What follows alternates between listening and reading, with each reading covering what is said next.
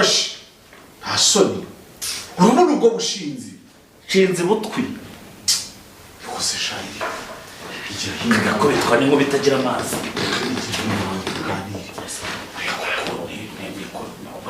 niko waba ukwiye kwitwara umukobwa ese nitwaye nabi nitwaye nabi yesu urabona yahera he akubaha koko ako uyobewe nubwo Nyagatiri kuri yavuga yari yicaye ahangaha nawe yikonyora intoki yabuze uko abigenza ariko se nawe koko ko se mwazanire ko se mwazanire icyane naguhaye amafaranga yanjye urantengushye amafaranga guhaye uyamiragura kutavuga urantengushye rwose umiragura amafaranga guhaye ntabwo ariko byagombaga kugenda urumva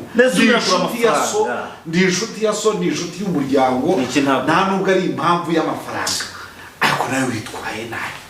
amafaranga asaratereta dore ikizere urabona wowe akundi hano umupfana iki no kuzira inkweto yahera hehe inkweto zanye zirogeje zimeze neza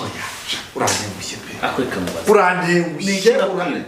data naramwibye ndakuzanira nkugurira buri kimwe cyose ni iki kintu wumvaga hano ndi ariko niri gukuraho kubaha asa kuriya ni umukobwa wagombaga kubaha ni umukobwa utereterega uriya ni umwanda yego nanjye mbirimo ariko isura ni umuntu muzima ko yego nanjye mbirimo ariko rero nawe wagombaga kwigaragaza nk'umuntu w'umugabo nk'umuntu uturutse ahantu hafatika ahantu hari ikinyabupfura hari amagambo mabi navuze nawe uraje urayabiriye nta no gutereta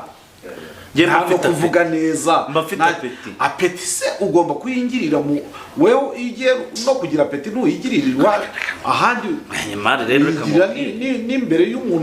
y'umuntu wakwita so ubukwe singuciye mu ijambo rwose ibintu bibaye umva ntabwo nagutenguha nzakomeza nkuryameho urakabyara ntabwo ari kuri wagombaga kwiga akoze ko nawe warakaye n'umukobwa wakarakara gorora uko umeze gorora uko witwara none se hari umuntu ugorora ikijumbura agira ngo nigorore mvunike koko none se uragira ngo bizagende mukundwaza ukomeze uzamubura rero